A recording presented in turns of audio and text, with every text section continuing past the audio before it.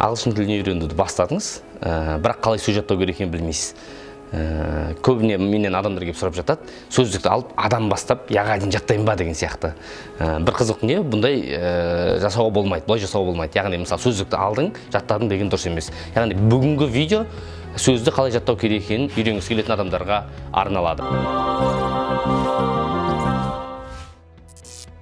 Достар, сөз жаттаған кезде бірінші есте сақтайтын жайт, сөзді тематикаға байланысты жаттауымыз керек. Яғни, мысалы, туысқандық атауларға байланысты, тағам атауларына байланысты, немесе жұмысқа байланысты деген сияқты. Өйткені ол жерде белгілі бір жүйе болады, бір-бірімен байланыстырып жаттауға болады, мүмкіндік бар. Сондықтан да бірінші тапсырма, сондықтан да бірінші есте сақтайтын жайт, сөздерді тематикаға байланысты жаттауымыз керек.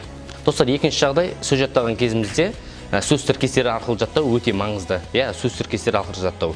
Өйткені көбіне бір қызықты дүние, адамдар сөз тіркестері арқылы жаттамай, көбіне сөздің мағынасын білмей жатады. Мысалы, бір ғана қызық айтайын, мысалы, get сөзін айтатын болсақ, мысалы, get up деген, яғни ояну деген мағынаны береді.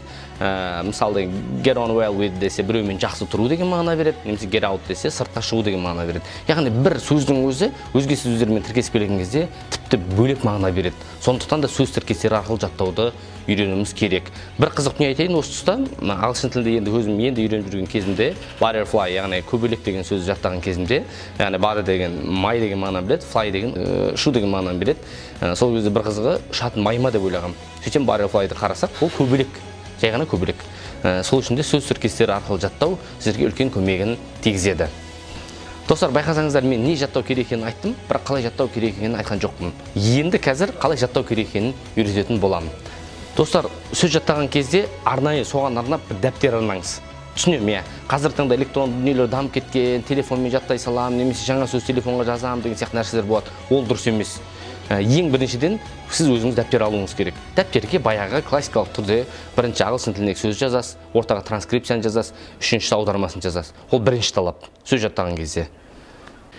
Достар, не үшін дәптерге жазу керек деген нәрсені ойлап жатқан боларсыздар. Себебі адам қолмен жазған кезде оның жаттауы оңайға соғады. Яғни жазылған нәрсені жаттау оңайға соғады. Сондықтан да жазып жаттауды үйреніңіздер. Және де екінші түрі жазып жаттағанның пайдасын айтайын. Жазып жаттаған кезде білмейтін сөздеріңізді черновикке 5 рет немесе 10 рет жазыңыздар. Сол кезде есте сақтау қабілеттеріңіз артып, сол сөзді жаттап аласыздар. Яғни екінші типс, яғни сөзді черновикке көбірек жазу, яғни жаттап болғаныңа дейін жазу. Достар, тағы бір қызық дүние, көбіне ағылшын тілін енді бастаған адамдарда көретінім, олар көп сөз білуі мүмкін, бірақ өте нашар оқиды, pronunciation-дер өте нашар болады. Мысалы, бір сөздерді соншалықты қате оқығаны өзге бір мағынаны береді, мысалы деген сияқты. Сондықтан да қазір не көп? Application, яғни қосымшалар көп, мобильді қосымшалар, сол мобильді қосымшаның көмегі арқылы сіз сөзді аласыз да, қалай дыбысталу керек екенін тыңдайсыз, және солай жаттайсыз. Яғни pronunciation-ды тыңдап, дұрыстап қалай сөздің произношениесі қалай болу керек, соны нақтылап біліп алу керек. Соның пайдасы өте көп болады. Яғни сөзді жаттаған кезде pronunciation дұрыстап жаттау керек. Тағы бір төртінші типсті айта кетейін. Көбіне мен өзім бір аз қолданғам, көп қолданбағам, бірақ көп адамдардан көргенмін қолданып жатқанын. Мысалы, үйдегі кез келген заттың үстіне соның стикерлермен, соның ағылшынша мысалы вариантын жазып қою. Мысалы деген қалай болады? Мысалы, бокал көретін болсаңыз, маг деп сыртына жазып қоясыз, чашка болатын болса, кап деп жазып қоясыз деген сияқты. Әр нәрсенің ағылшын тіліндегі атауын стикермен соның үстіне жазып қою. Яғни ол сіз қараған кезде сол заттың ағылшын тіліндегі нұсқасын білетін боласыз.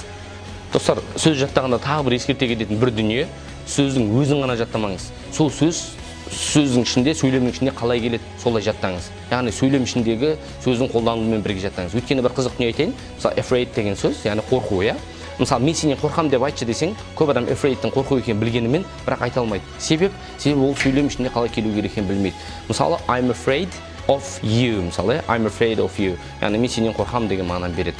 Мысалы, wait сөзі, wait деген күту деген мағына екенін барлығы біледі, бірақ мен сені күтіп жүрмін дегенде айтшы десең айта алмайды. Себебі wait сөзінің for тіркесімен келетінін білмейді. Яғни I wait for you, мысалы, I wait for you. Яғни мен сені күтіп жүрмін деген мағына беретінін білмейді.